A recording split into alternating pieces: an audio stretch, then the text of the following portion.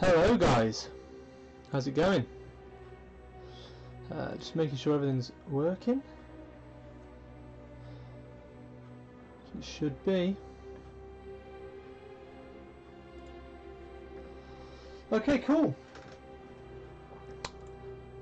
Well, today, welcome to Sit Down Sundays. This is basically just 60 to 90 minutes of hobby chat, rambling, ranting, all sorts of bits and pieces. So if you're busy painting models or building your models for something, then we can join around the internet table and just have a chat about gaming and what we're working on and the hobby in general. Today I am going to be working on building up 3 boxes of blood letters for a commission. If anyone doesn't know, Glasshammer Gaming do commissions now, and I will be your faithful painter. So we've just had a commission come through for 30 blood letters, so I'm going to build those today, whilst having a little chat about. I played my first game of 40k in a while on Friday evening, so I was probably just going to have a little chat through that and just any topics that come up about that from playing there, and then if any of you guys have got things you're working on, we'll just talk about that. Yeah, and just a general sit down and talk. So it's been a while since I've built blood letters, which would be pretty cool. Haven't been building anything demonic for a while, so why not get back into just doing 30 of them straight off the bat? Always seems to be good. If you've not done something for a while, just do loads of it. So let's get into that. So we should be live today on Twitch, YouTube and Facebook, hopefully everything's working.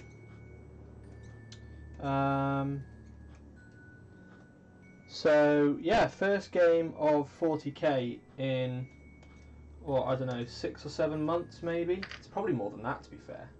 If I actually think about it, it is probably more than that, but I don't know, I've just kind of fallen out of love with it a bit, and then decided, right, okay, let's just give it a go. Let's get some models out and see what's what. So I did just that. Just played a little 1500 point game on Friday against a really nice guy. He was new to our local gaming group and had been wanting to come down for quite a while, so managed to entice him with a game of 40k. So really nice guy, and the idea of the game was just literally, I just want to get back into it. I don't want to be going too stupid at the minute. I don't want to really think too much about what I'm going to have to take or what I want to use, and so I just thought, right, okay, we'll take the Death Guard out, as I used to play with them. I still roughly remember most of the things that they did, so I thought, yeah, okay, go with that. To find out then he was taking Eldar, which I thought, oh, okay, that's a good start to me having my first game back into 40k. But actually was really cool. So he played like a really weird sort of mix of all sorts of things. I think he was using Eandon, so he had Wraith Guard, Wraith Blades, a couple of Wraith Lords, some Rangers, only 3 Dark Reapers, which was interesting, and he had some Fire Dragons as well, which he put in there. So a real mixture of bits and pieces. And then I used and then like a couple of Farseers, Warlocks, a couple of Spirit Seers, things like that. And then I used my Death Guard, and luckily, because of all the points drops, I was actually able to get a lot more stuff in than I ever used to be able to take, which was awesome. Straight off the bat, it was really cool.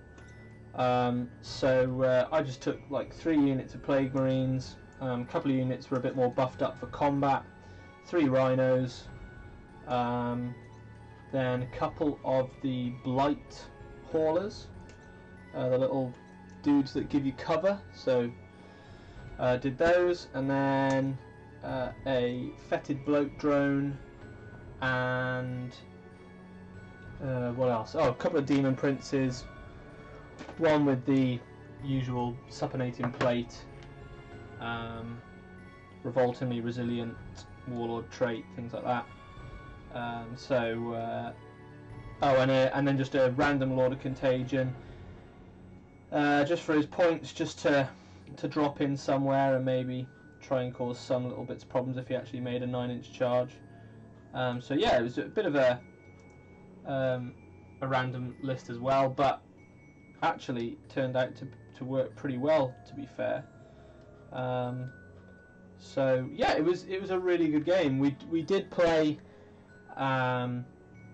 We played with the. We did sort of like a slight limitation on the open play cards, on the open war cards. Just because, like I say, the initial thing was for me just to play the game again. I hadn't played the game for ages, so it was just, you know, I just need to start remembering the stats again, and basically not playing AOS rules in 40k. Remembering I can actually, like, you know, go an inch away from a model and things like that. So that's all it was really for. So we just thought, oh, okay, we'll just go open war, and just sort of play a bit of a limitation on that. And that was just determining our mission really and our deployment and things. So that was pretty cool, nice and simple, just scoring points for objectives that you held. And it was a bit of an odd deployment. It was a bit like Hammer and Anvil, except the one side was you had the whole width of the board 18 inches in, and then the other side you were in sort of like a bit more of a box. So I chose to deploy in the box, because we also got the traitor ability,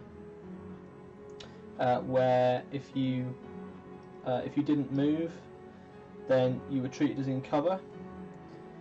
So that was great, given that I gave him first turn. So pretty much everything I had,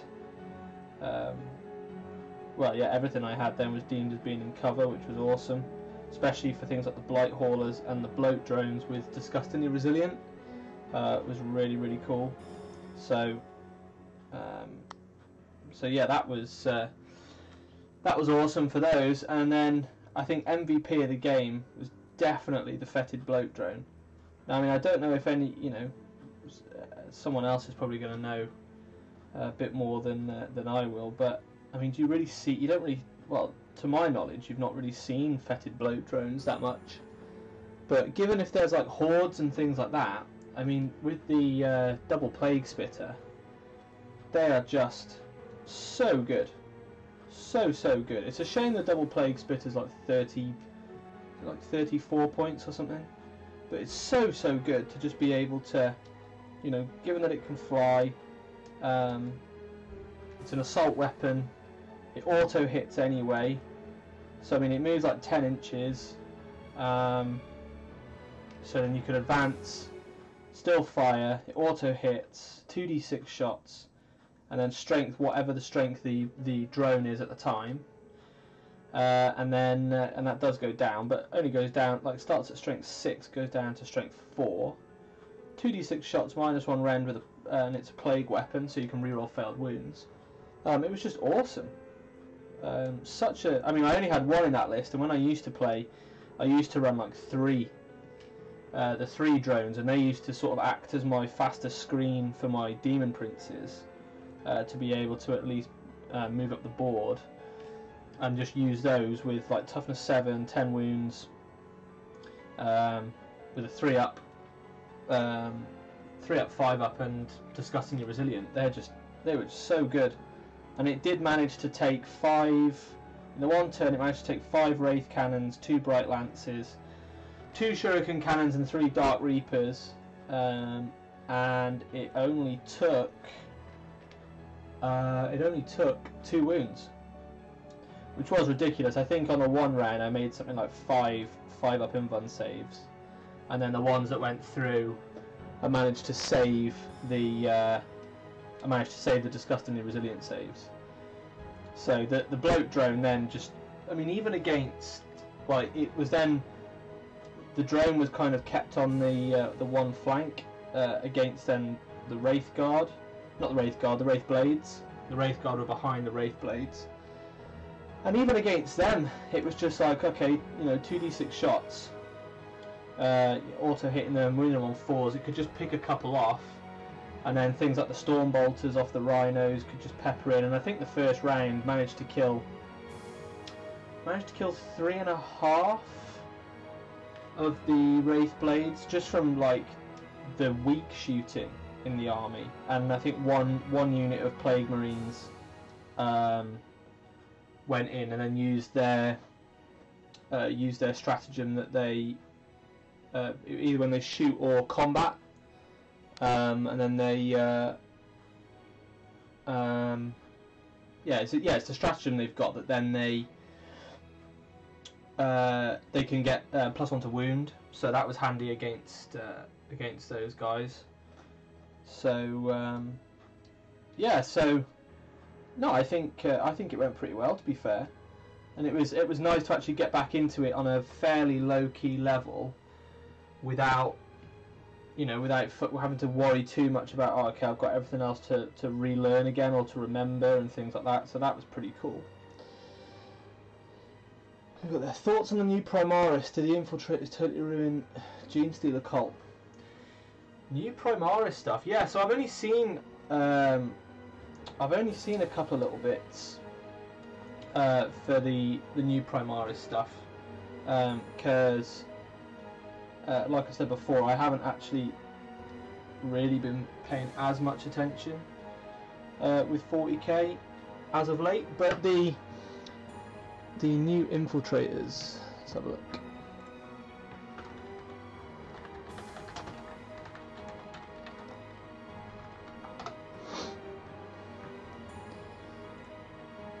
Let's take a look.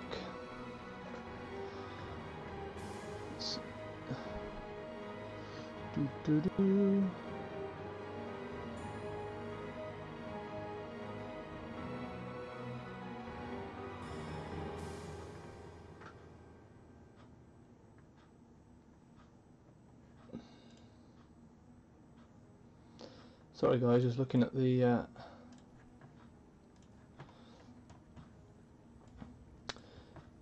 just searching up here. I did have the images. Let's have a look. Here we go. Infiltrator squad. Infiltrators. So we've got bolt pistol. They've got the marksman bolt carbine, which looked pretty good. Hit roll of a 6 is auto wound with rapid fire. That'll work with the new bolt gun rules, won't it, as well? The new bolter rules. Is it just anything with bolt in it or bolter? For that, national infantry combat squads, 4 units deployed to start the battle. Infantry squad 10 ones split into 2.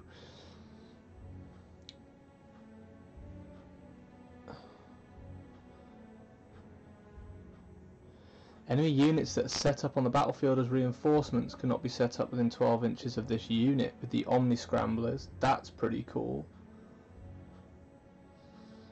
That's really cool. Conceal positions. Set up this unit during deployment. It can be set up anywhere on the battlefield that's more than 9 inches from the enemy deployment zone and any enemy models. Yeah. Jeez, okay. Helix Adept can revive a model from the unit. Otherwise you get a wound back. A 5 up a slain models returned. Wow, okay, so now we're reviving stuff. Jeez, man. Okay. They seem pretty cool. Suppressors, accelerator autocannon.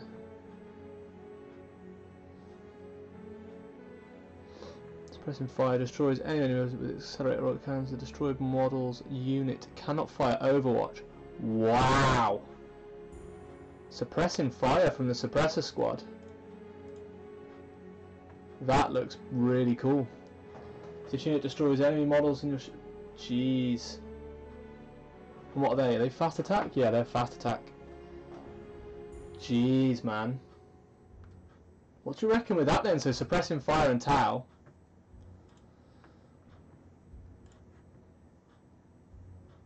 I mean, if you drop some units of those guys in, shoot some. I mean, even like shooting other units, you've only got to kill what?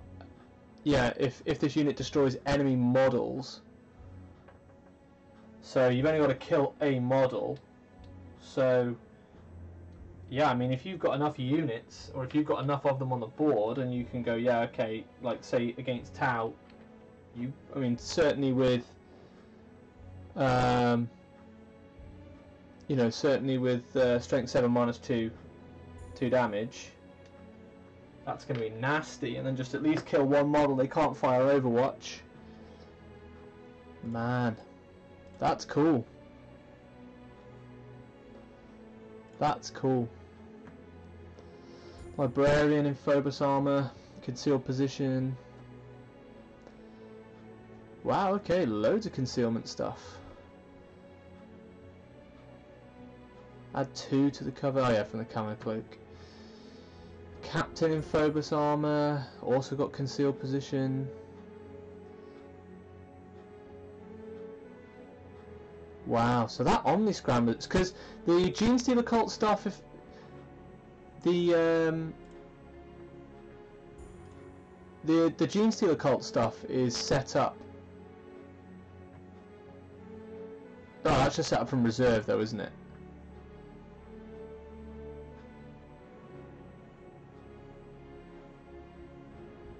Wow. Eliminate a squad. Add 2 to saving throws and cover. Concealed positions again. Oh, these were the guys, yeah, with the sniper rifle. So you can either go with a heavy 1, strength 4, minus 2 D3 damage, or a mortis round. Add 2 to hit rolls. First weapon, and can target units that are not visible. Units do not receive the benefit of cover either for their saving throws against the mortis round. Hyper Fang rounds, just D3 shots. So yeah, either one of those. So the mortis round or the executioner round. That's really cool for those as well. Well, I hope Chaos Marines get decent rules. I hope that happens. The Lieutenant as well. Okay, so he's got your tactical precision for the reroll wounds.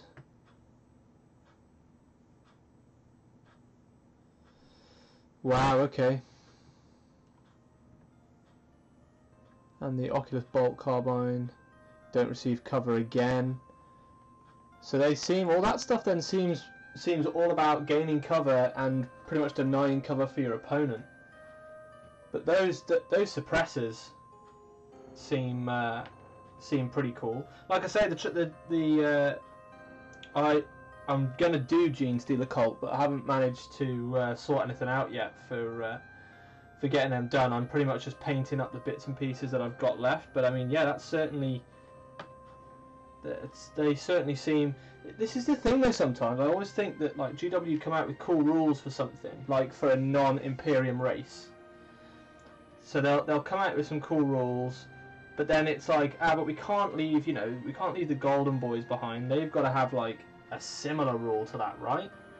And then they just end up getting a rule, that pretty much is the same. Or I think the image that Dan put up the other day was quite funny about the, with the Space Marines, saying that like everyone thinks they're better than them and stuff. But so yeah, I mean, I haven't really I've only really been dipping in and out of looking at the info, even for like the Gene Stealer cult stuff. But yeah, I mean that's certainly going to be a bit challenging with the new Primaris units, definitely. I mean they're cool rules though, to be fair. That sort of side to Primaris I think I could probably get into. I wasn't really bothered about all the new stuff that came out. That didn't really interest me too much. I was more interested, obviously at the time, well, still am, in the Death Guard stuff. But that sort of thing though, where you're going to have like a ruck of sort of elite scouts, scout style units, is pretty cool. The denying cover rules is pretty cool, but they're pretty much most of those units can end up with camo cloaks and stuff, so they're gaining the cover rules. So I quite like that. I could probably get into that, although I'm more interested in finding out what all the new Chaos models and things are like, and what new bits and pieces they might get.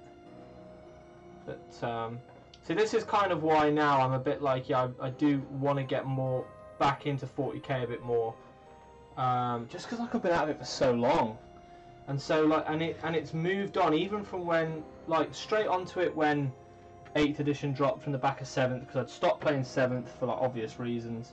So was well into it then at the start of 8th, but then I don't know, just fizzled out a bit with just the books seeming to sort of come on a bit copy paste.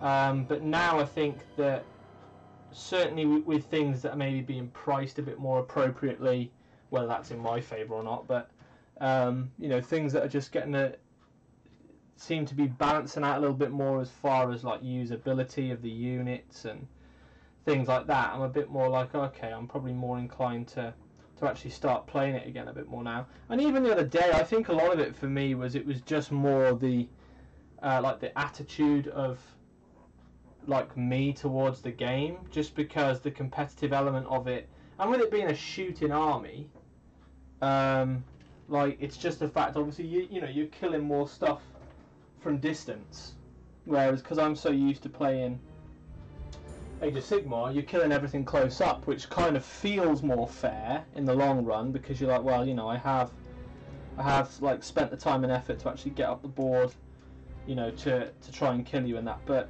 so I think it was only really that was sort of putting me off. But I mean, the new Chaos models first enticed me back into it. But I mean, even seeing those Primaris rules actually would probably make me want to play an Imperium army, because apart from that, I just do not care about Imperium at all. They're just, well, most of it is just put on the board and point click away you go. It just, as far as, not even just as far as, whether it's winning stuff or not, but it's just, I put it down, this guy gives me my accessible rerolls for this guy gives me my accessible rerolls for that, and then I'll just, I just sort of keep shooting kind of thing, which is why I was liking the look of Dan's list with the bikes and things like that, and some fast lists and things like that. Those ideas look pretty cool, because I used to love the days for White Scars and things taking all the bikes, and even when they were really nasty and the White Scars Rhino Rush and loads of bikes and things was really really good, and it was annoying to play against and stuff, it was still really cool to see it. And that's kind of what I want to get back, is having really cool looking armies again. As far as, I mean, again, I haven't really looked at the Vigilus stuff. I just really have not had the time to look into it, and I think that's where it all went Pete Tong for me, because I was just running out of time to pay attention to what was going on and the changes and everything else. But I mean, what armies are people playing at the minute? People watching, what armies are people using or trying out, or things like that? Because I'm always interested in, certainly after events like the LVO and things that, when that tends to highlight maybe things that are going to change or could change in sort of the next chapter approved or FAQs and things like that. I wonder then how people start to think about changing their army, because like certainly from an AOS standpoint, that does happen. But because there's not so many changes tend to be done in the books and to the battle tomes and the units until they either get, you know, they'll come out and then they'll get like an errata a couple of weeks later, just to iron out any issues that have been there or questions that people have had about the army. But apart from that, then it doesn't seem to be, there's never any real changes for AOS apart from the General's Handbook, where the points will change. Whereas obviously for 40k, they can, you know, I know they've gone a similar route with, you know, big FAQs, chapter approved, things like that. But I wonder what people's opinions change about even potentially trying to use things after, like the LVO, for instance, because obviously big tournaments like that, I suppose, expose what's working well, what's not working well. And then it'll even expose problems in the lists that are working well. You know, you'll go, yeah, that list does work really nicely, but ultimately, I mean, for instance, someone in our group, again, was just getting back into playing 40k. And admittedly, I suppose, all right, down to whether they, you know, sort of check the rules pack or whatever, but ended up in the end. Not good, is it? Losing a leg. Ended up in the end like taking knights, which, you know, from my recollection before, had been, you know, really good and was really strong and everything else. And then because of the missions, obviously, it was like pretty terrible for him, because a lot of it was all about outnumbering, and a lot of it was obviously the bodies on the board, which is, you know, I suppose what you know, from what I've seen with like Alex Harrison, that was his issue in the end, was he just couldn't, he didn't have the bodies to put on the objectives. So then, like, all, you know, the people maybe who aren't playing in that tournament or that environment are going, okay, yeah, I really like the idea of this list, and then seeing obviously its weakness exposed in that setting, and then maybe, you know, thinking, oh, actually, do I want to play that list then, because is that going to be like a recurring problem, a bit like these guys falling off their bases being a recurring problem. There we go. But yeah, I mean, those rules look pretty cool for the new Primaris stuff. I mean, we knew that. I mean, the thing I'm interested in with this is maybe how much of now the old stuff gets phased out. You know, like, are they going to, if this stuff is sort of more themed around like scouts, because the first thing I thought about that, is it like the one captain, is it? What is he? Is it the captain in, not, is it the captain in Phobos armor, or is it the other dude? There was another dude, wasn't there, who just basically looked like Sergeant Tellian. Who's he? Captain Asheran, is it? In Phobos armor. Excuse me. I mean, sort of, he's got that Tellian look about him. So, like, is now this range of stuff that's going to come out for the Primaris going to replace a lot of the scout stuff? Because I mean, they're bound to, you know, they're going to get rid of all the old line of Space Marines eventually. They'll just become obsolete. So I wonder, is that going to are you going to start seeing those then phased out slowly once these have been released, or whatever? I don't know. I mean, it's a shame, because I think scouts could still work, as you know, as far as like their model, because they're not, you know, it doesn't really matter too much about their scale. They're fine. I suppose it's just the normal Space Marines, isn't it, in the power armor and that, where they're saying, well, you know, these guys are pretty old now. They're not going to bring out another tactical squad. So when they do, it's just going to be like, yeah, okay, we may as well now just match it up with all the Primaris stuff. There's no point just going, here's, you know, the old things. So that's what I'm kind of interested in, is how much of the old stuff gets phased out with the new Primaris Marines. But I don't know, it could be way off. They might not be too worried about it straight away, or I really don't know. One thing I do know is how much I hate building bloodletters.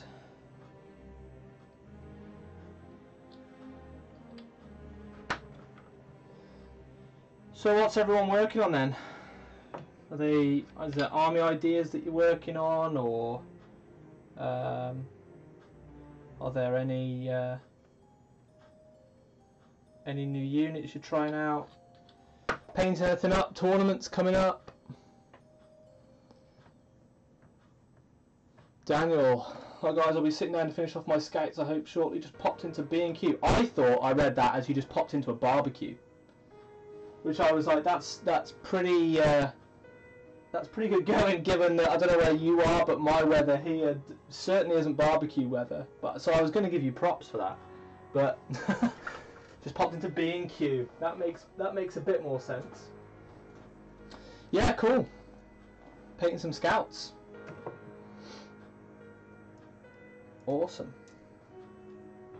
That's the other thing I think I've missed, is I've been painting a lot of stuff like this.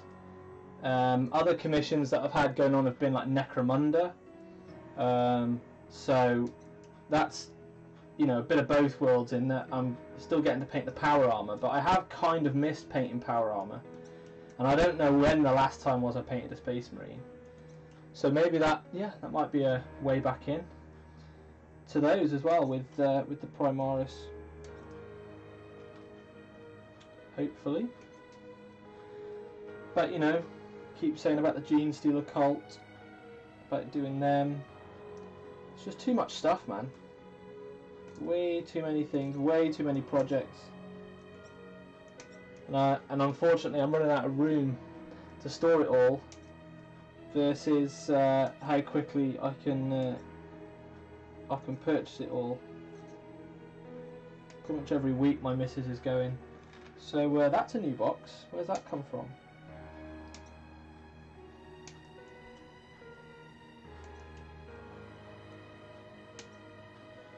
So many annoying fiddly bits for these guys. It's only the first 10 as well. Next time, Dan, can we just do them in batches of 10, please? Next time we do the commission. But yeah, guys, if you want a commission doing, then just head on over to Glasshammer Gaming's website, and all the information's there. You can. I'll do individual units, characters, or the thing I do prefer doing is an entire army. And you can do a fairly quick turnaround as well. I mean, if you really needed it, depending on what quality you wanted to go to, I could probably get an army to tabletop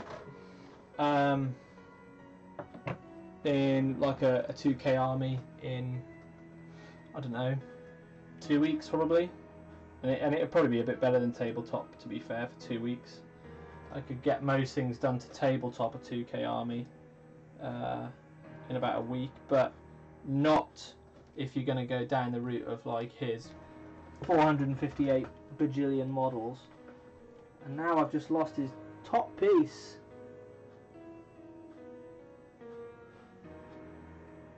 Where's that gone? Does anyone else find that as soon as a bit hits the floor, it somehow bounces like a mile?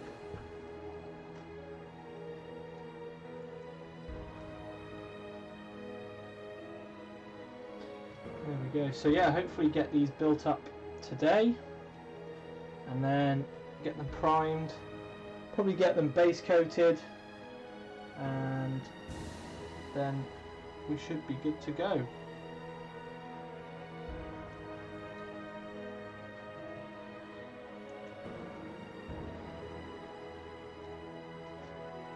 Get them ready for the table.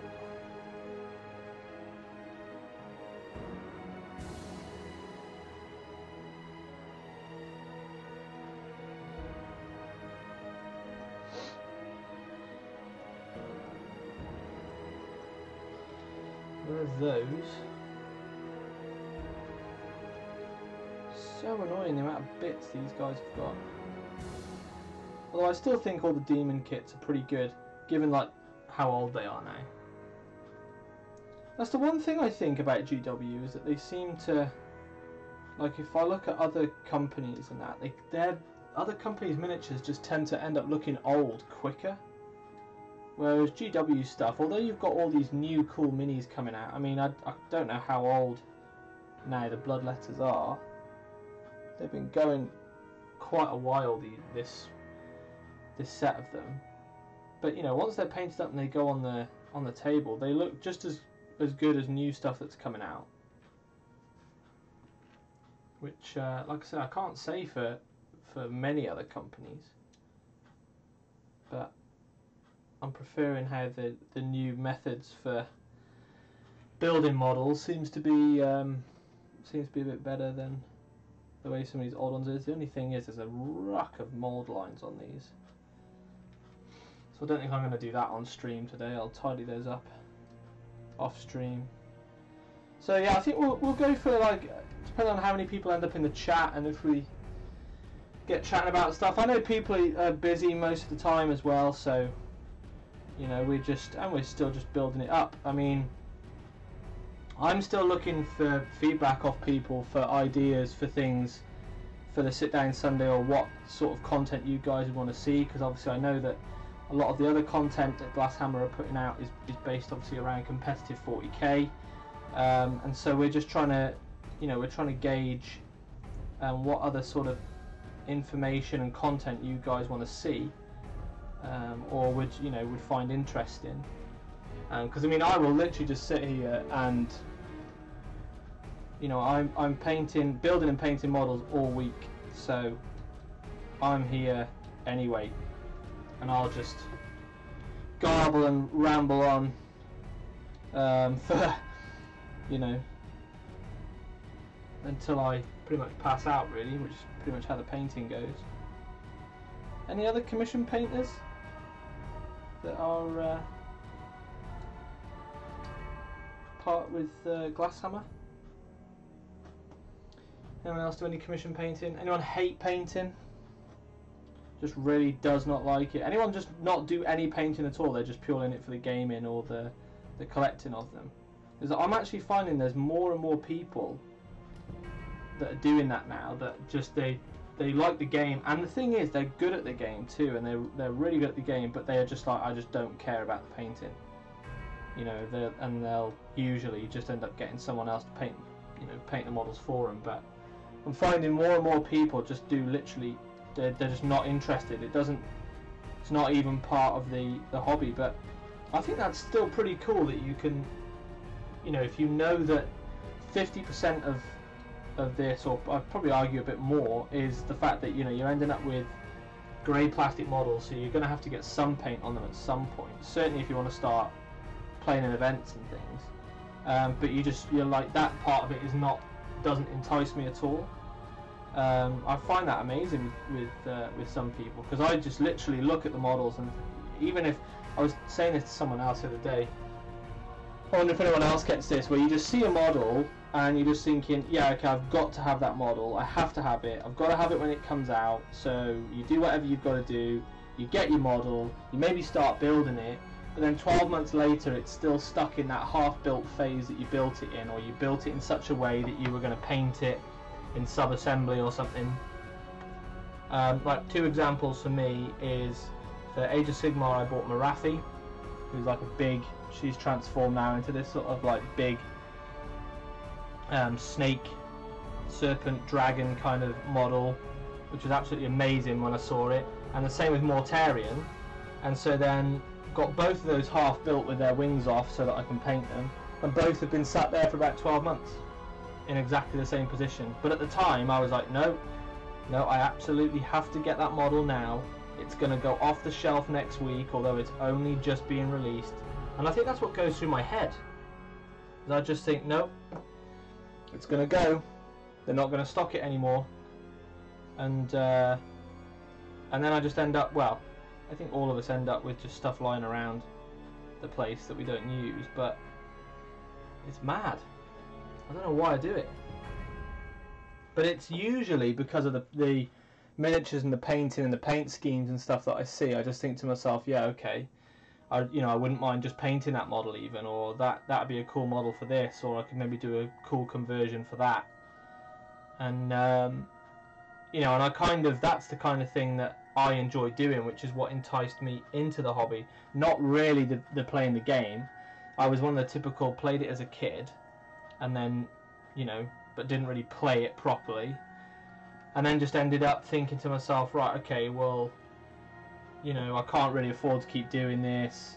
You kind of fall out with it a little bit, and you go on and do other things, but then ended up thinking, yeah, okay, I want to get back into it, and I totally even really forgot about the whole gaming part of it. I was just like, these miniatures are so cool, I just want to collect them and paint them. And then I thought, well, actually, now I'm a bit older, I can probably learn to play the game, and then. So it does amaze me when people are like, yeah, I just don't care. I'm not interested at all about the painting. I'm just purely about the game, and the miniatures are just there to be able to let you play the game. So that does amaze me, really. I'm just going to put these two heads on there, and then we'll just check what's happening.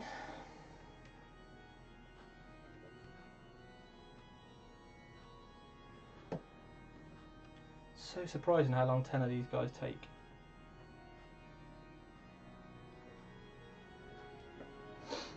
Right, what are we doing? Let's have a look.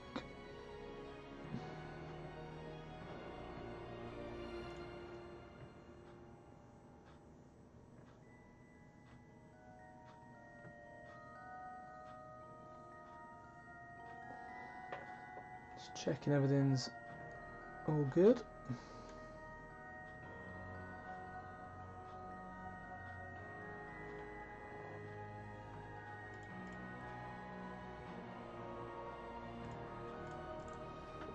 Just go on there. I don't know why that always does that.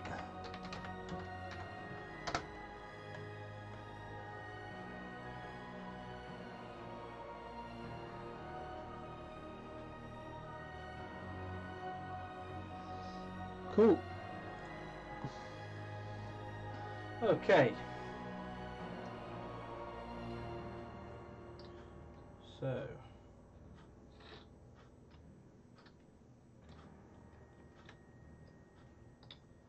that's something else as well that I usually tend to get asked by. Sometimes I get asked by the people that I'm going to do a commission for. And then most of the time I get asked just by people who are just starting out in the hobby or something, and they're just getting into it, and they're starting to get to the point where they've probably bought a few models, they've painted a few bits, and now they're thinking, right, okay, I want to go for a whole army now. And they always ask me about like, rather than you get a lot of questions about people going, okay, yeah, how do you end up like painting, so batch painting for instance, how do you end up painting so many models or getting so many models done? But I actually get quite a few people end up asking me, when you come to building, how do you go through your building process? Like, do you just go with one model at a time from sprue to complete, or what do you do? And I suppose, like I do painting, as it turns out, I just noticed, with me, I'm just so used to just doing it as I do, and not really thinking about it. But I think batch building as well is the best way to do it. Certainly, because if you're in it, or to me, if you're in it as well for the hobby side, so maybe you want your models to have different poses, or you want to make sure they look good as a unit, etc. You're actually taking some time to consider how your models are going to look, rather than just going, I don't care, I just need 10 Space Marines on the board. Then batch building means that, like, say now in this position here, I'm going to end up with the 10 bodies, and then I can, as I'm going, I can see, like, right, okay, like how the positions of either weapons or the positions of heads so they're not all just facing the same way, you know, that kind of thing. Because sometimes otherwise I find I'm like, oh, I've just done the same thing over and over and over again. And I find that you get a lot of character out of units when it's the troops or the mass models that are on the board, when it's those models that have the character and the effort put into them. You know, we all know that big characters and big models are the ones that stand out on the board and things like that, but I always think an army looks its best when you've got like all your troops have been thought about, and you see troops whether they're laid out on different bases, or you know how they're positioned and posed, or maybe, you know, some people go to the extent of actually like chopping up the model so that they reposition legs and arms and all that kind of thing.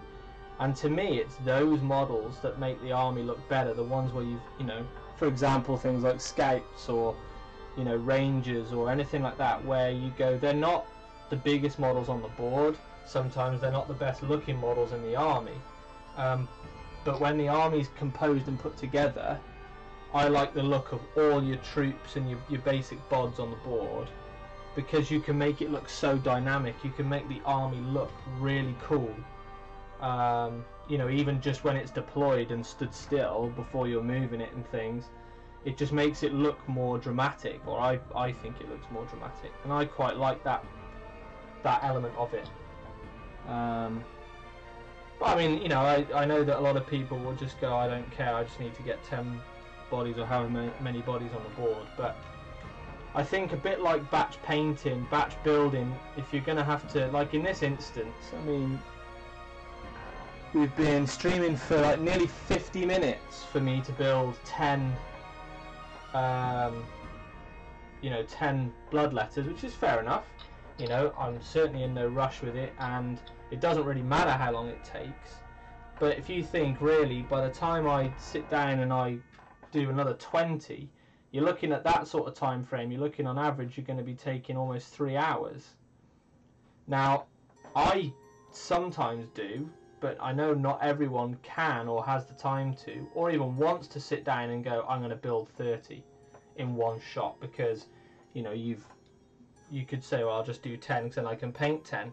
That's the downside, I think, sometimes to batch painting, is that you end up batch building, is that you end up building so many, and then you've got your 30 bodies or however many bodies are out, you know, on your desk or in a box or in a wherever, and then you're thinking to yourself, wow, actually, that's quite a lot of models now.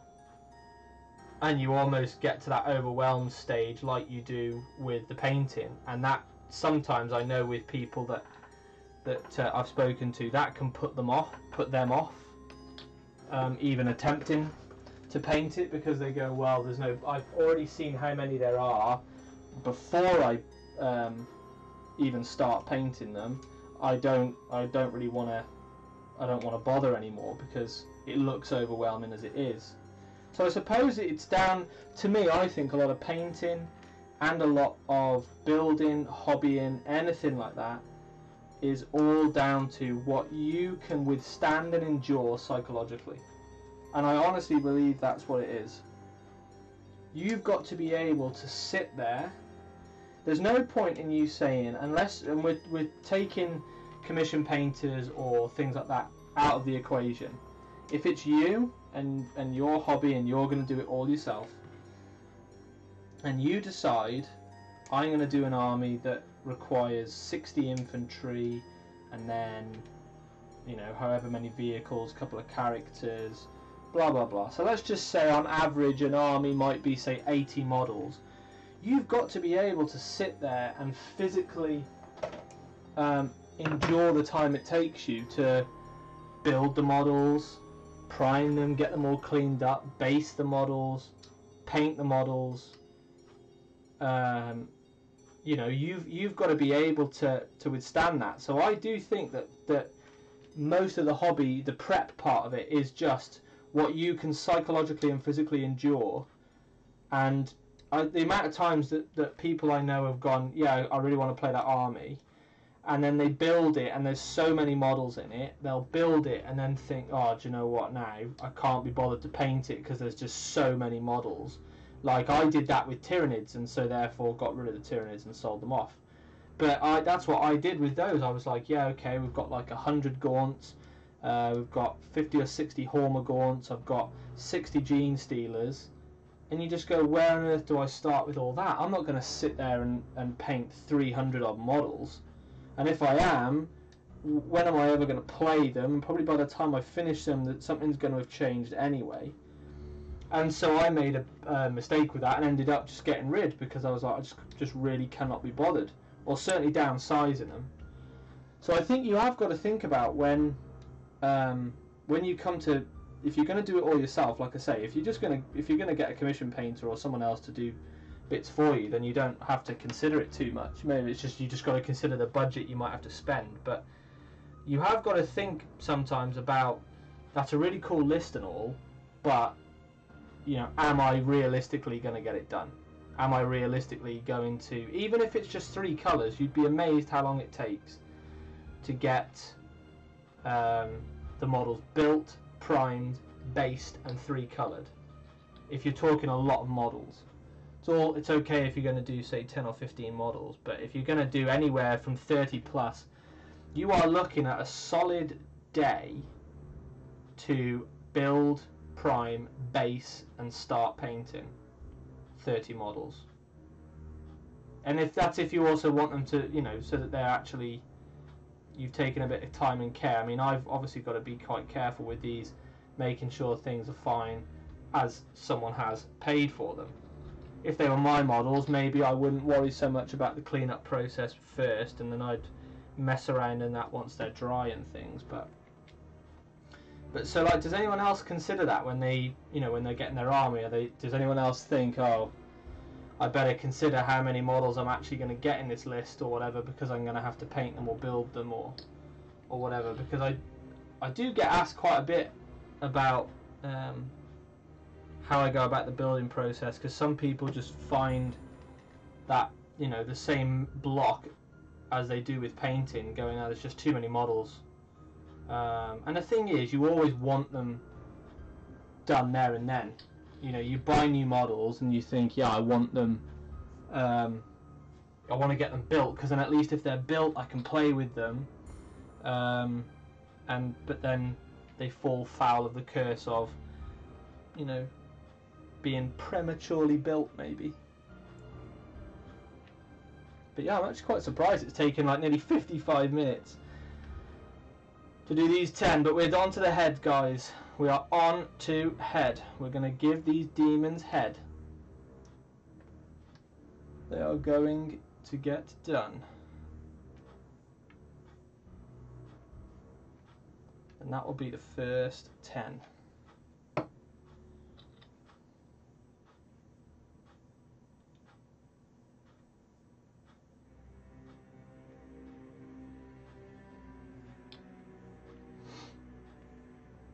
And this is the part I love then about batch building. When the final piece goes on and all of a sudden that one piece is now like almost creating a whole model.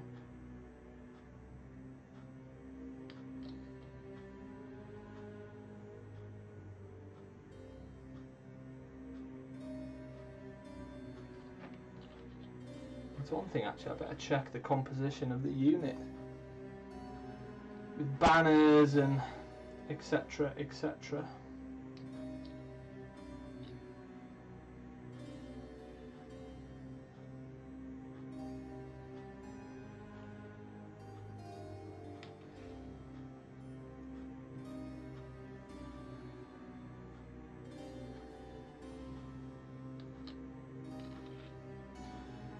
Almost there.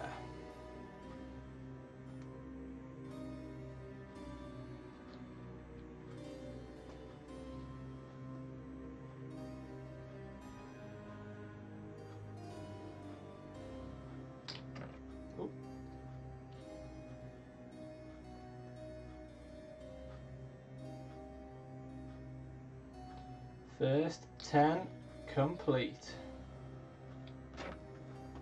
Oh, result. First 10 done.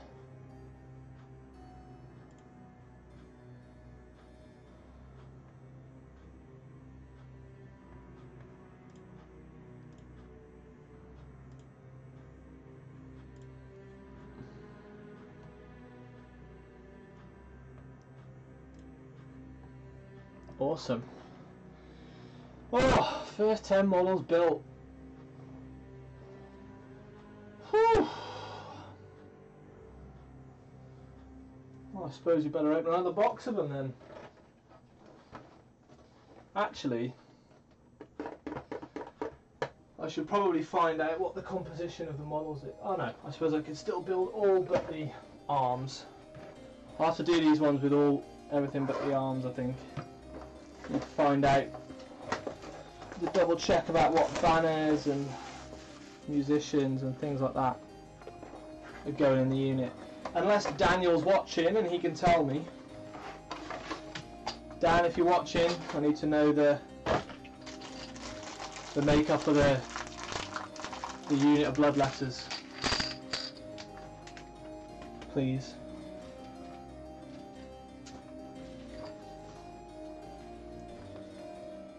Plus the advantage I think of doing all these commissions is you get the fun of opening new toys. You get to scratch the itch of just opening new toys all the time. Although that does soon wear out. Right.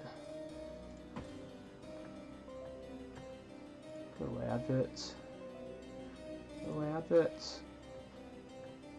Right. So I think we'll go for about another half an hour, something like that, another 30 minutes.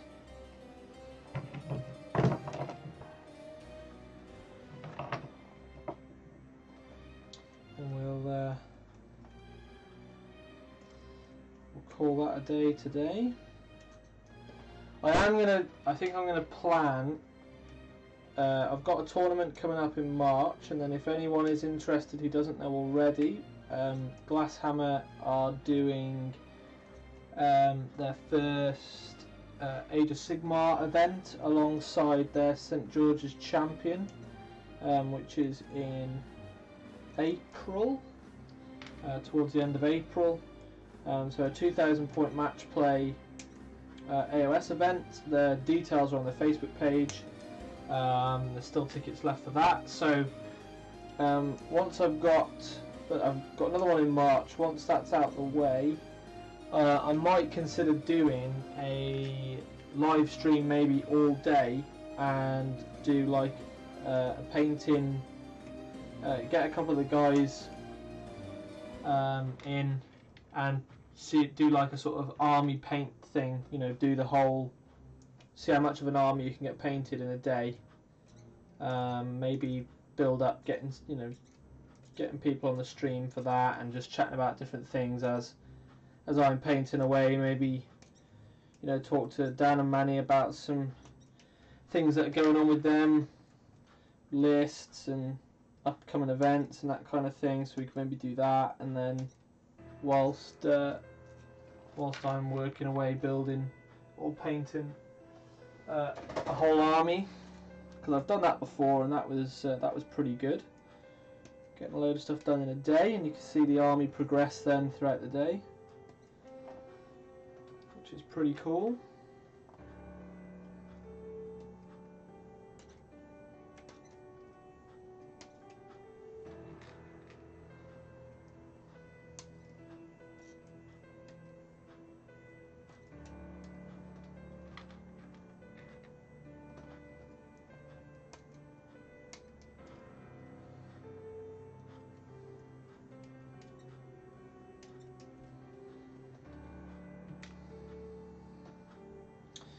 I know I've said it before,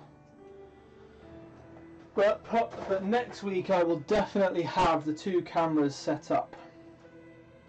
So we will have a double camera, so that then in between doing things, then I can just switch cameras and go to the face view camera and just chat about things and do it that way, rather than, I mean, as much as I'm sure you guys love seeing my hands do all the work.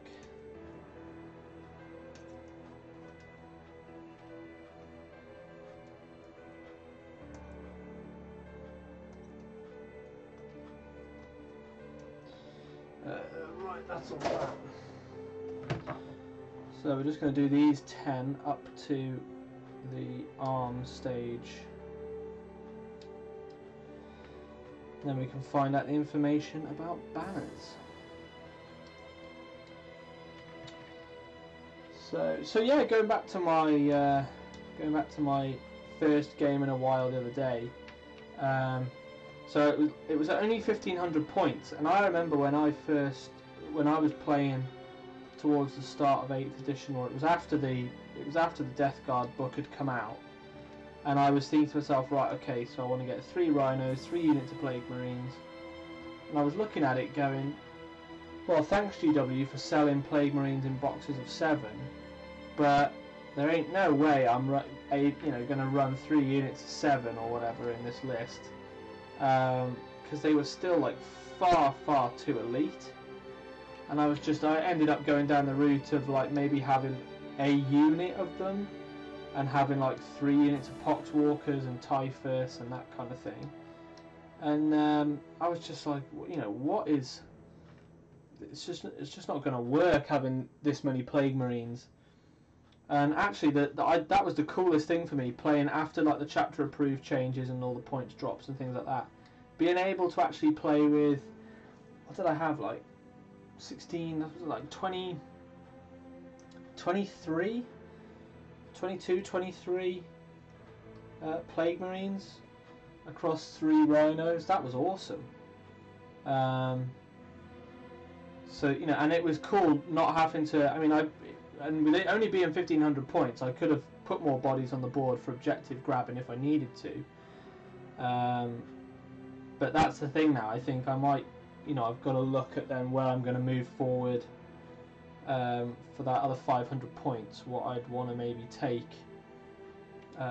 take in there, because I think I could maybe drop one of the Blight Haulers, because I was running 2, and I don't think you really need the 2 necessarily. Just keep one with maybe if you can run 2 Rhinos by each other, and then keep the Blight Hauler near there, so when they debus, at least once they're out in the open, you're going to get the cover save from the Blight Haulers onto your Plague Marines, which is awesome. So there's that. So I could save I think about 117 points, something like that. The Blight Haulers. So that's probably a bit of a point saving there, or I could maybe just invest a few more points to boost up to having a second drone. So I have a couple of those to clear out screens and things to open up the way for the Demon Princes. And then it's just whatever else goes in to the army. I was looking at, I'd seen a list or battle report that was using the Death Shroud Terminators because they got loads cheaper. And I mean, if you can get those guys down, drop those guys down and get them in combat, then they are what, 3 or 4 attacks each with the then with the Man Reapers. They could, against like knights and things like that, they could do really well with the stratagem as well that lets them get +1 to wound. And if you cast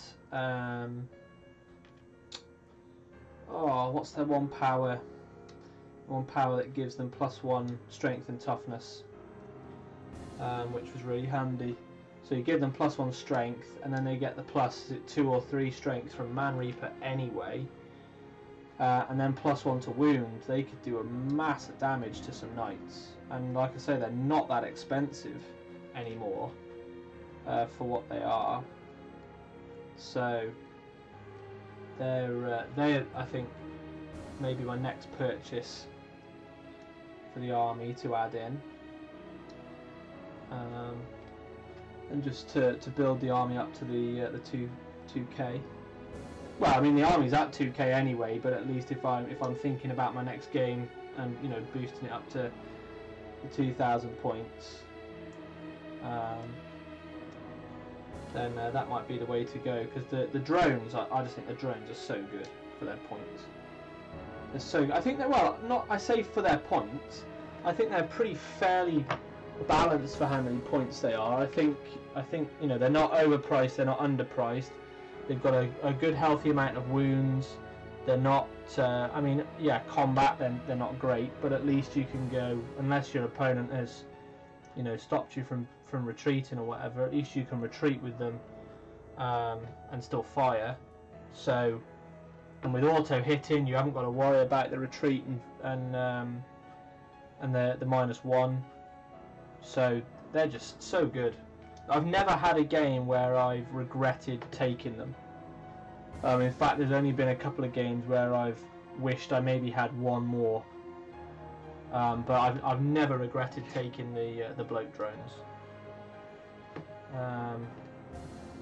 So and the thing is, in the game as well, not whether or not then they were even doing the damage in the end. They'd already cleared out the unit of Wraith Blades and Wraith Guard, but then he just wanted to kill it so bad, and so his focus completely went on, okay, you know, gaining the objectives or stopping it. It just got so focused on the bloat drones won't die, and he just got so drawn in to trying to kill it. Where at that stage I'd have gone, well, I mean, I'm not sure how many points a unit of Wraith Blades and Wraith Guard are, but I would have been like, yeah, that's fine, he can die now. He's scored me a couple of points for the mission. He's stopped you really going anywhere, and he's now taken up so much firepower and lived, and he's killed 2 units or finished off 2 units. He's earned way more than his points back. So you know, I at that point I'd have just been like, do you know what? I'll kill him for you. I really don't mind now. But my opponent got so caught up on trying to kill it, that meant that the rest of the army was freed up. And that's kind of how it used to be when I used to play before, when I would run 3 of them and run the Demon Princes just behind them. That's kind of how it would end up being there, that people would be obviously trying to kill them so they could get to the Demon Princes if they didn't have, you know, units in range to try and charge or whatever.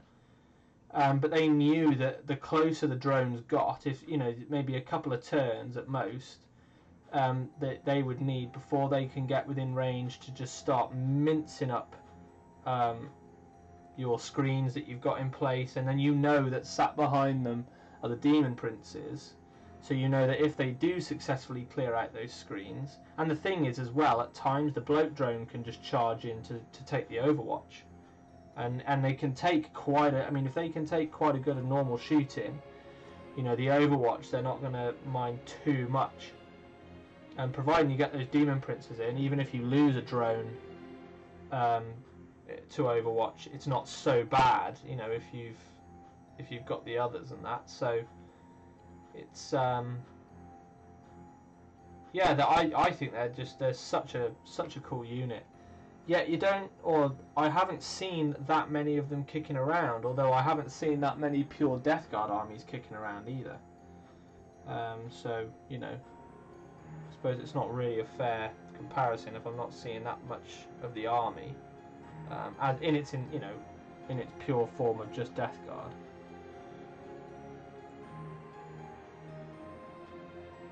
There we go, 10 legs.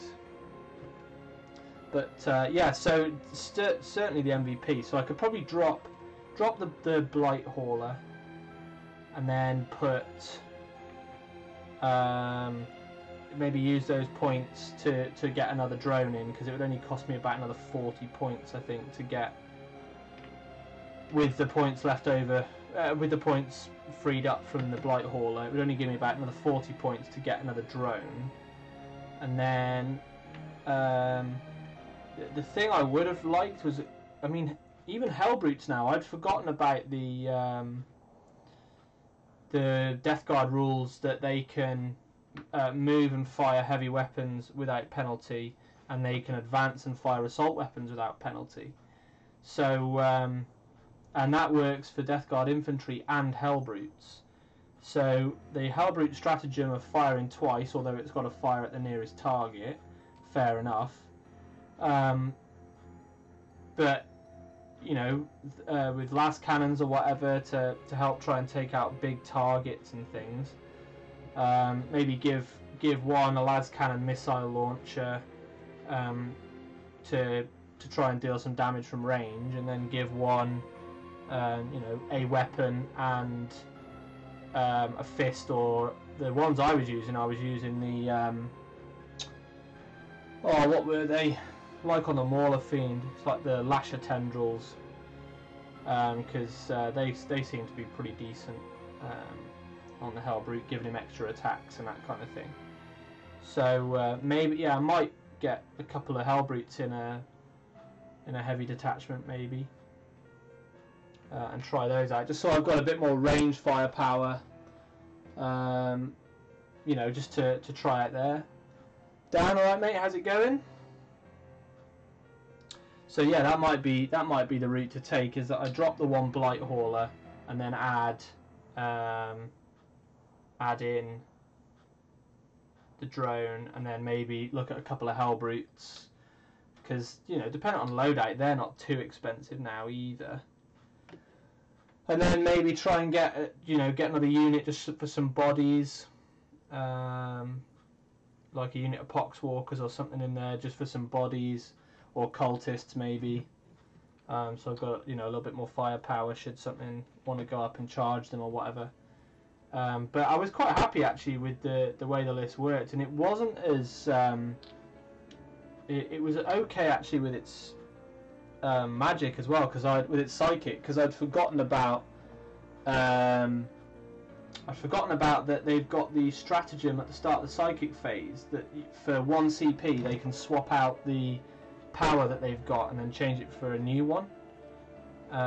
So that was really handy, because I'd taken Miasma of Pestilence, which is the -1 to hit, and then I'd taken Blades of Putrefaction, so you get the +1 to wound, and then basically 6's, is it like 6's cause a mortal wound in addition?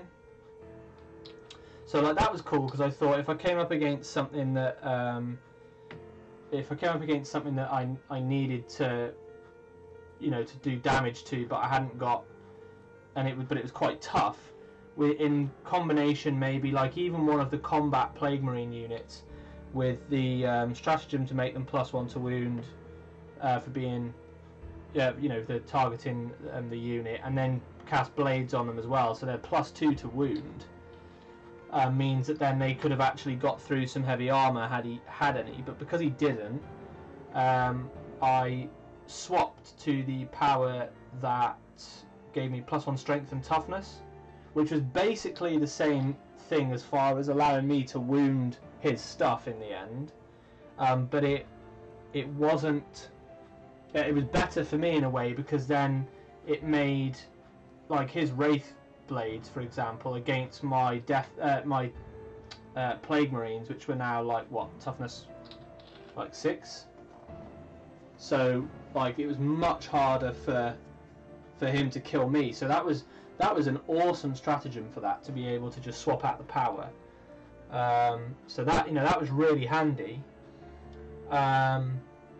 So even the psychic stuff worked pretty well, because to be fair, I have got limited in that list. I have got limited targets that are going to make any kind of benefit from it. But I think maybe given the extra points now, I could really beef one unit of Plague Marines up to be sort of pure combat, and then stack the two. Maybe stack the +1 strength and stack the or stack the double +1 to wound, so you'd be +2 to wound.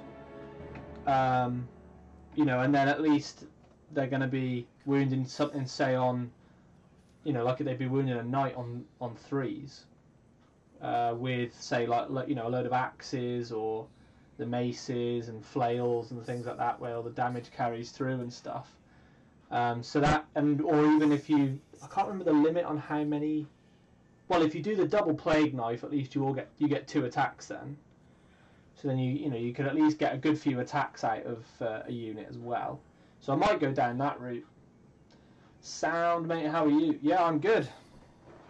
I'm getting a bit high off the glue now after building 10 bloodletters and part building another 10. Oh dear, excuse me. But no, I'm good. I am good. I should probably actually I can do those 10 guys' arms and heads because we could add the other bits onto the other one. So I think I'll finish building this 10 models, guys, and then what we've been going about an hour and 15. Yeah, we'll just see if people are still chatting away, and if not, if it dies down a bit, we'll call it a day. So yeah, so that could well be the future of the Death Guard list. But it was mainly just playing on the whole, on the whole disgustingly resilient thing. And because we're playing in AOS, and I play Nurgle in AOS, and I pretty much built a list there around disgustingly resilient, and it's such a good ability. It's such a good ability. So I already knew that, given positioning and things like that, I could play towards the strength of me being nice and tough. And with him being only puny little space elves, once I got up to him, it was pretty easy to wound him as well, which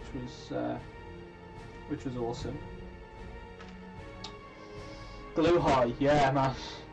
Glue high. At least it's not super glue, but sometimes if I've had a whole day of building, I am, by the end of it, I'm pretty incoherent, to be fair. I just don't know what's going on. I really have to take a bit of a break. The worst, I think, is when you build models like this, and then you go, right, I'll put them in a box to store them for later, and then you open the box, and you just open it up, and you just get hit with this wall of headache. But sitting down to paint your scouts. Awesome. Awesome. No, well, I don't think I'll be doing any painting on stream today because I'll have to get these models primed up. But maybe on next week's Sit Down Sunday I might have these finished. Or hopefully I'll have these finished.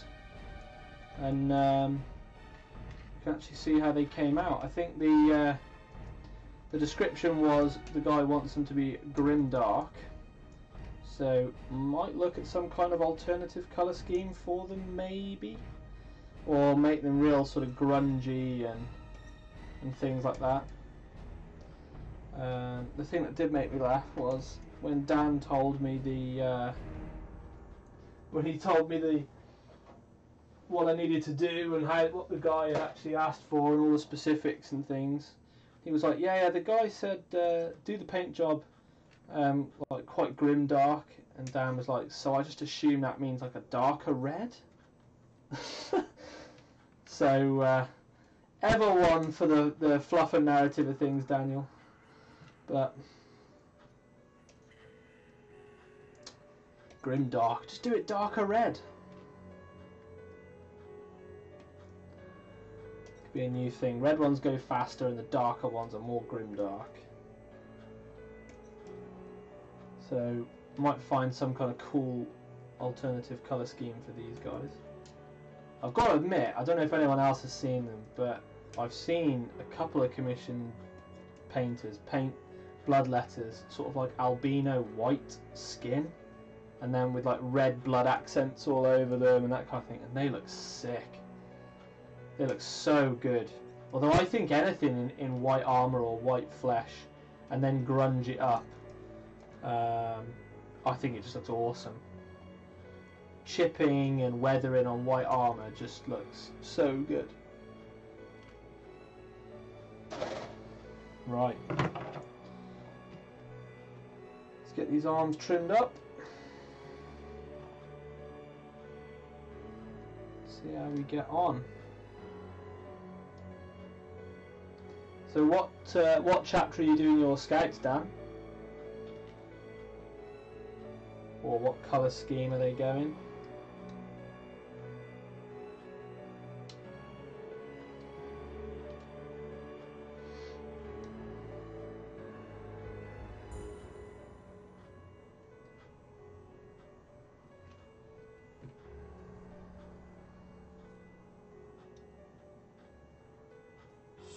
tiny bits to clip off.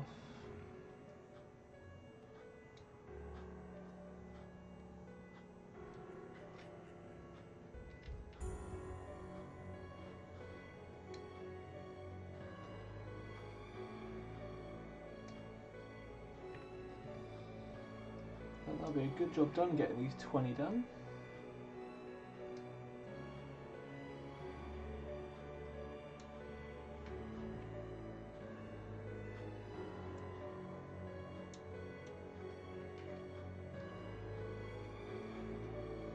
Blood Angels all the way. Cool, man. I do think Blood Angel Scouts, the Scout armour done in Blood Angels, does look really cool.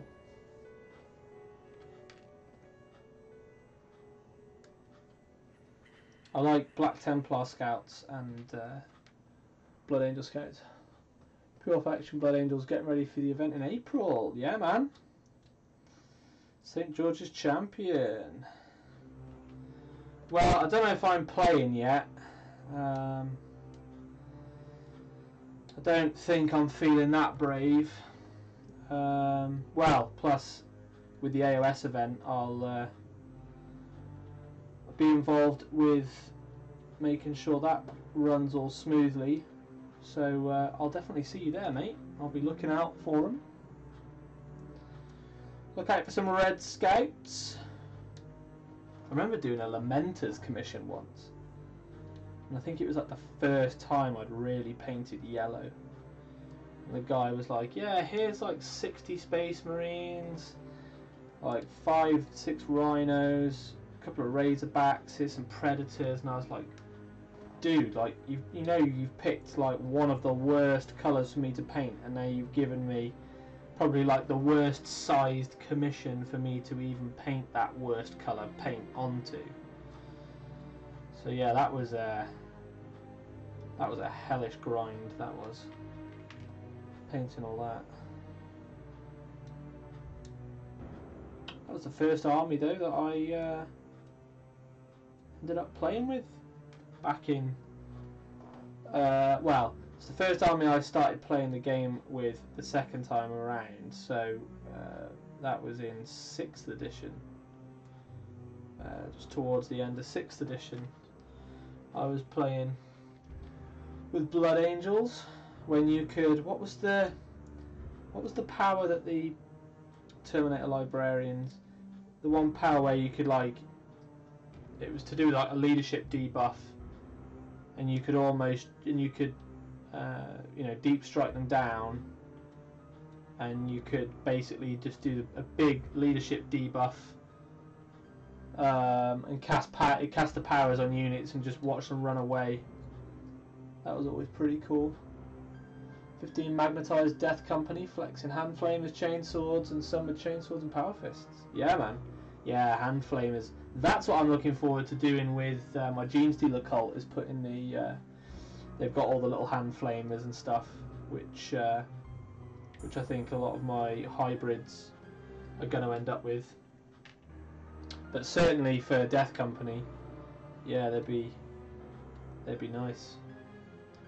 And magnetized, man, that is the way forward. Utilising all those spare bits.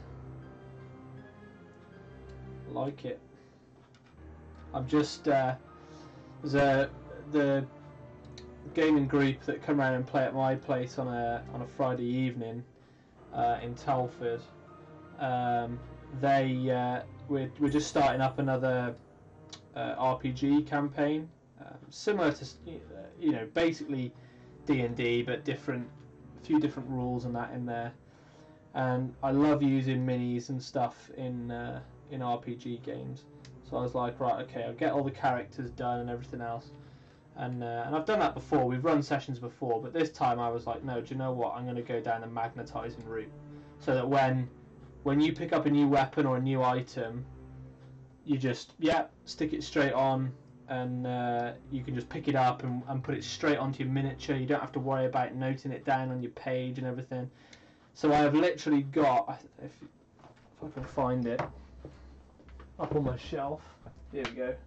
So I've been using, as part of the storyline and things like that, I've been using Stormcast model, but so looks fair enough, but then so you've got magnetized head, you've got magnetized arm, and then we've got magnetized arm on that side, but then that arm itself is also magnetized to take any shield, so you could just put the shield arm on, then put any shield onto the shield arm. You can change the head, some of them you can change the shoulder pads, you can change the armor that they're wearing. I was just like, no, we're going full bore with this. So I love anyone who does magnetizing models. I think it's just awesome, because you can get so much use out of them, and then it means you don't have to go through the whole thing of, oh, I've got to break the models, or you know, snap bits off when I change my loadout.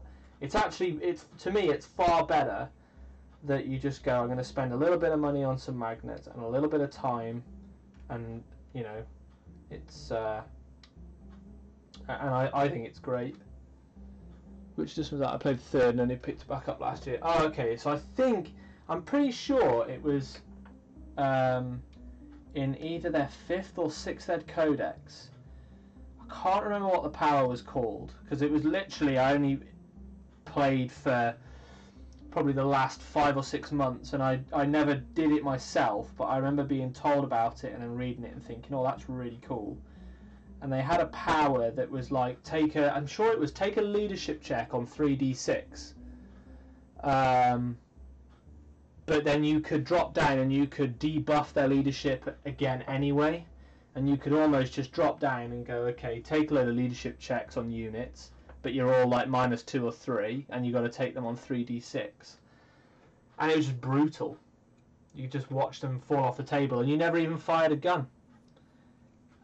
So I do quite like things like that. I quite used to do a similar thing, like with the Dark Eldar, dropping down and then opening up the one artifact that, like, give it to a homunculus and he could open it up and debuffs everyone's leadership and all that kind of thing.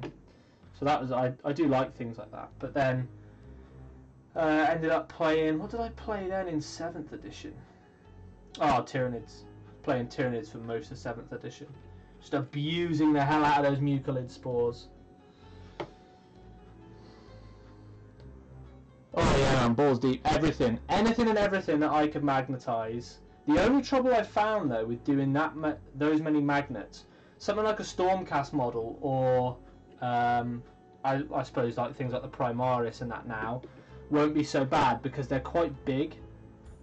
But I've noticed magnetizing on smaller models, if you start adding more and more magnets, they all start to eventually interfere with each other, and you start to get a little bit of feedback off one, and it starts to pull the other one inwards a bit when you're trying to secure it and things, and it can sometimes play around with how the piece you're fitting on actually works. So Space Marines are pretty good because they are, you know, they are quite big and they've got nice flat areas for you to actually apply the magnets to. But I have noticed that for doing more of them, because there was a couple of things where I was like, oh, I could magnetize this portion on them as well, and I started to, but it was too many magnets in such a short area that they were all pulling in on each other, and then it actually messed up the connection for the magnet, you know, when you wanted to put the arm on or whatever. But yeah, man, I thought, like, certainly for like RPG stuff and for different games like that, you go, well, if you're going to walk around and you pick up, you know, you pick up a new item, usually the thing that I found put a lot of people off playing like Dungeons and Dragons or Pathfinder or things like that is the amount of bookkeeping that you've got to do. And I thought, well, what better way that, okay, you could note down the weapon or whatever that or the item that you've picked up, excuse me, but ultimately you go, yeah, great, and now if you want to remember what you've got it magnetized to your model. So you can have, you know, in theory, whatever model you want, and then just say, right, now it can hold this weapon. And the great thing about GW kits especially is most bits will fit onto other models. Like if you shaved the arms down on the Bloodletter, you could put it onto a Space Marine, and with a little bit of green stuff to blend it in, it would look like it was supposed to be there. and that's what I love, and that's kind of how I got the idea, because I have just got I've got reams and reams and reams of boxes full of sprue and bits because of all the commissions that I've done, and no one ever wants the bits back. So it's like, okay, yeah, I'll keep them because I do convert things and all the rest of it, and sometimes it's quite handy to get different heads or different weapon options you didn't have for your own stuff. And then I thought, but how can I start, some of these now I'm ending up with, 6, 7, 8, 9 times duplicates. So what can I do with them? So then I thought, right, okay, I'll just start adding them onto these models for RPGs, and it's actually worked out really well, to be fair. And it's used up a lot of bits that normally I would never bother with. Question for you: do you think they will rewrite any codex? Well, this is going back to what I found partially the problem initially with 40k, and trying to get back into it, now, is in comparison, although I know they're two different games, in comparison to how the battle tomes are coming out for Age of Sigmar, the amount of flavour, the narrative, the artifacts, the magic, all this kind of thing, every army in itself is unique, and they seem to really be trying to push for you to play single faction armies in Age of Sigmar. Although you can still do mixed, but it's not as prevalent. Certainly not anymore, because if you do, you lose access to all benefits that army would normally give you. So that's, the trade-off for being able to, in theory, soup up your army. So great. And the thing I was finding was, because at first, and I'm one that I think I had every 7th edition codex, even if I didn't have the army, because I was like, right, I just want to learn the army, I want to know what it can do or whatever, and I just liked the books and liked the things. And this time around, when 8th dropped, I got the index books and then just wasn't picking up the codexes, because I was like, well, this is basically the same as this one, and this is basically the same as this one. It's just, these artifacts sound a bit more Nurgle than the others, or this character is just slightly different, or whatever. So then, as I kept keeping an eye on it, it was just more and more, most factions have got the -1 to hit trait or whatever, or chapter or legion or whatever you want. And I thought, I don't know about all this, and that's kind of why I fell out with it. But I do think that what they've maybe done is, because they are, they've got so many models and units and things, and let's be fair, this is a drastic change to what, say, 7th edition was. And the way the stat lines work and all the rest of it is a lot different now. So it's a case of, I reckon what they've done is this first run of codexes is to get the units out there, is to get the rules out there for the units, and start it off that way. And then maybe they will introduce the next line of codexes that will have a bit more narrative or a bit more flavour behind each army, making them a little bit more unique. Because, they seem to be working slightly towards that with something like the Genestealer cult. And I reckon that the armies like that, you see, the Genestealer cult being right towards the end of the books to be written, means that if they go based on the premise of how they've done in previous years, that's going to be the last book that they would redo. So they can give that book the cool rules, like their cool blip deployment thing and that kind of stuff. Because then if they start doing that with other armies, the Genestealer cults aren't going to go out of fashion too quick, because they still have those narrative rules for their book anyway. So I reckon they might rewrite them, and they'll just start to slowly introduce more flavour back into each army, because that's the thing that, for me, I felt they lacked a bit, was enough individuality. And it ends up where you go, well, the difference between the armies is the stratagem. For instance, everyone knows about the Dark Eldar and the Vex stratagem. And so it kind of ends up being the theme, or the thing people remember the army for, is maybe not how the army itself necessarily works, but little things like, oh no, it's the, you know, yeah, this is what they do, this is what Dark Eldar do, this is what Eldar do, you know, Ynnari with Soul Burst, you know, and it's that, and that's cool because that's like obviously its own ability and things, and no one else can really do that kind of thing. But that's, to me, that's what they need to put a little bit more of back in the book. And me and the group of players around me who have sort of dropped off 40k a little bit more recently have said kind of the same thing, that there's just not enough in the book. You know, you may as well just pick any army really, because they can all pretty much do the same kind of thing, so it just comes down to aesthetics. Which I imagine, though, it's that hard balance between 7th edition and going too vanilla for everything. Is, you know, 7th edition was too bloated. 7th edition had far too, you know, too many extra bits and pieces on it, and all that kind of stuff. And then now maybe for their first run of books, they've gone a little bit too tame on the themes of the armies. But you know, I imagine it is a tough thing to try and balance out. But I do think they will redo the books. I don't know how quick, though. I don't know whether they'll do the same structure they've done in the past years. The only thing I think why they'd have to do the books a little bit quicker is, of course, all the points changes that happen through chapter approved and everything else. It almost means that your codex is only valid until that first chapter approved or FAQ comes out. Then all of a sudden the rules in your book don't exist really. So having the books reprinted means that then at least you can go, right, now all the information's back in my book again, if that makes sense. I don't have to start looking through, okay, so to find out these points now it's chapter approved, and to find out this rule it's here, my FAQ is this, blah blah blah.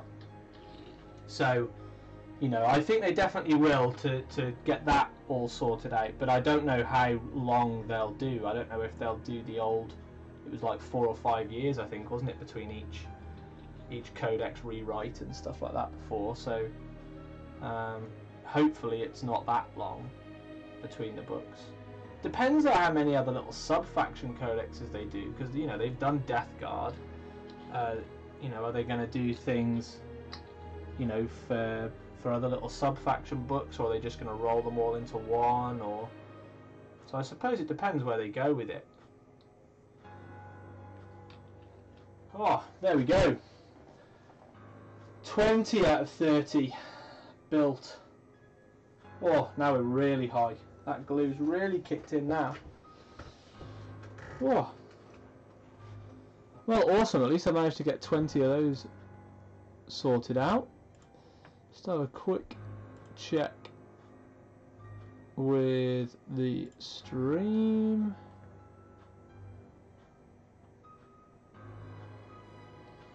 So...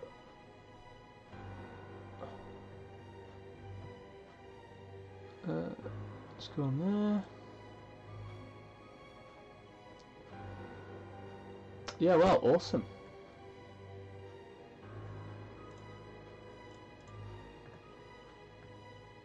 Awesome sauce. Well, I think for today then that we will call that a day for today. I don't think my head can stomach 10 more blood letters for now. So I'm going to go and prime these guys, and then, you know, just to add to the fumes, we'll mix it up a little bit now with some primer spray, and then we'll look at getting them base coated. So maybe, like I say, by next Sunday's session, or if you're in the Elite page, if you're on Glasshammer Elite, I'll post up some progress pictures of them through there. Talking of the Elite, if you're not members of the Elite, then you can sign up on the Glasshammer Gaming website, which is glasshammergaming.co.uk. You can sign up. They've got different tiers on there for signing up to get extra content and money off GW, up to 30% off GW product, which is massive. And then you get access to more battle reports. We do the Tuesday tutorial videos for painting tutorials, so if you've got ideas as well, guys, if you want to see models or like certain models or different techniques and how to do them and things like that, then on a Tuesday with a tutorial session we'll do those for those videos. So you get access to all that. You get access to some money off the event tickets and all that kind of stuff that Glasshammer run. So it's you know, I think the Crusader's like $9.99 a month.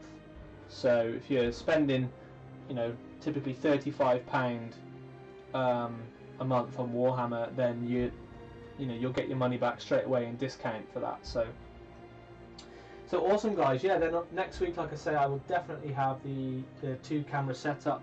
So then for, you know, instances like this, I can actually, you know, come away from the screen and actually just chat with you guys a bit more. But yeah, other than that, guys, enjoy the rest of your weekend. Enjoy your painting. Dan, post up some pictures on the page for your scouts to see how those are going. And otherwise, guys, I will catch you next week.